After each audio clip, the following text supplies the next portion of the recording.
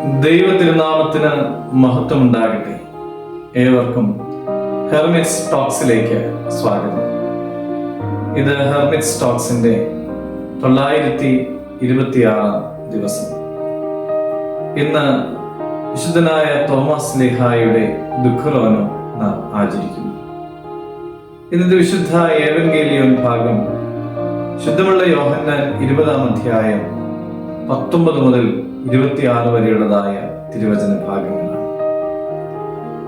ആഴ്ചവട്ടത്തിന്റെ 1-ാം നാളിൽ യഹൂദന്മാരിലുള്ള ഭയം നിമിത്തം ശിഷ്യന്മാർ കഥകടച്ചിരിക്കെ അവരുടെ നടുവിൽ യേശു തമ്പുരാൻ വന്നു നിന്നിട്ട് അവരോട് പറഞ്ഞു, നിങ്ങൾക്ക് സമാധാനം.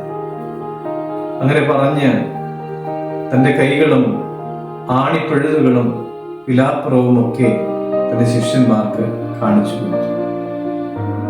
അന്നേരം വിശുദ്ധനായ തോമസ് സ്ലീഹ അവരുടെ കൂട്ടത്തിൽ ഇല്ലായിരുന്നു. മറ്റു ശിഷ്യന്മാർ തോമായോട് പറഞ്ഞു, ഞങ്ങൾ യേശുവിനെ കണ്ടു എന്ന്.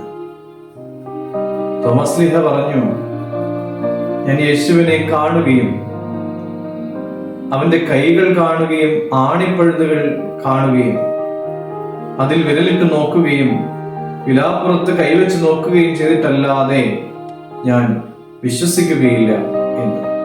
ഇതിനു മുമ്പ് മറിയ പത്രോസിനോടും പ്രിയപ്പെട്ട ശിഷ്യനോടും കല്ലറ ശൂന്യമാണ് എന്ന് പറഞ്ഞപ്പോൾ അവർ കല്ലറയിലേക്ക് ഓടുന്നുണ്ട്.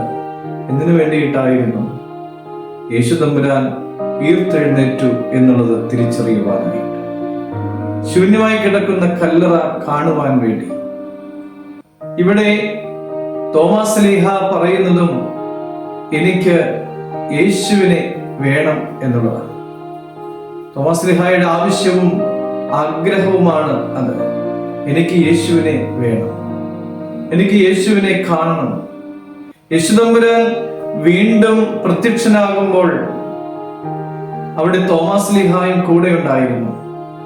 യേശു തമ്പുരാൻ നിങ്ങൾക്ക് സമാധാനം എന്ന് ആശംസിച്ചതിന് ശേഷം തോമസ് സ്ലീഹായുടെ അടുക്കലേക്കാണ് പോയത്. തോമായെ, ഇതാ ഞാൻ, നീ എന്നെ കാണും. ഇതാ എന്റെ കൈകൾ നീ കാണും, നിന്റെ വിരലിലൂടെ കൊണ്ടുവരൂ, നീ ഇട്ടു നോക്കൂ. ഇങ്ങനെ യേശു തമ്പുരാൻ അവനോട് പറയുകയാണ്. പ്രിയമുള്ളവരെ, യേശു തമ്പുരാനെ തിരിച്ചറിഞ്ഞ, യേശുവിനെ മനസ്സിലാക്കിയ തോമസ് സ്ലീഹ പറഞ്ഞു, എന്റെ കർത്താവേ, എന്റെ ദൈവമേ എന്ന്. പ്രിയമുള്ളവരെ, വിശുദ്ധനായ തോമസ് സ്ലീഹായ്ക്കുണ്ടായതുപോലുള്ള ആ ആഗ്രഹം എനിക്കും നിങ്ങൾക്കുമൊക്കെ ഉണ്ടാകണം. യേശുവിനെ കാണണമെന്നും യേശുവിനെ അറിയണമെന്നും യേശുവിനെ സ്വീകരിക്കണമെന്നും ഒക്കെയുള്ള ആഗ്രഹം.